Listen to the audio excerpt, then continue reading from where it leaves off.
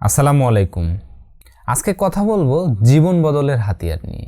টাকা শুধু বিল মেটানোর জন্য নয়, এটি আপনার জীবনকে সহজ, আরামদায়ক এবং সুন্দর করতে পারে।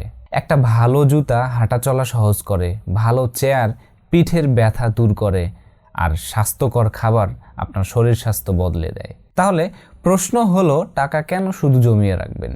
এটাকে এমনভাবে ব্যবহার করবেন যা আপনার জীবন এবং আশেপাশের মানুষের জীবনকে আরও ভালো করে তোলে।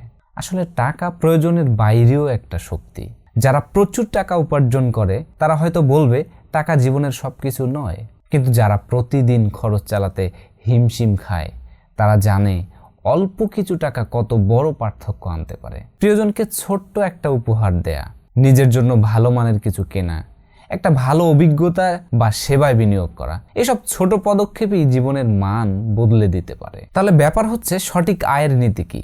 টাকা আয়ের পরে এমনভাবে নিজেকে গড়ে তুলতে হবে যাতে একদিন কোনো অন্যায় প্রস্তাব সামনে এলে দৃঢ়ভাবে বলতে পারেন, না, এই টাকা আমার প্রয়োজন নেই, কারণ আমি সঠিক পথেই আছি।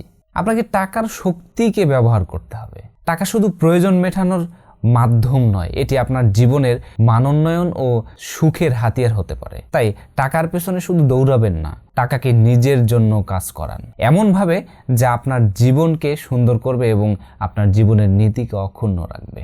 মনে রাখবেন, টাকা শুধুমাত্র একটা সংখ্যা নয়, এটা আপনার জীবনের গল্প বদলানোর একটা শক্তি।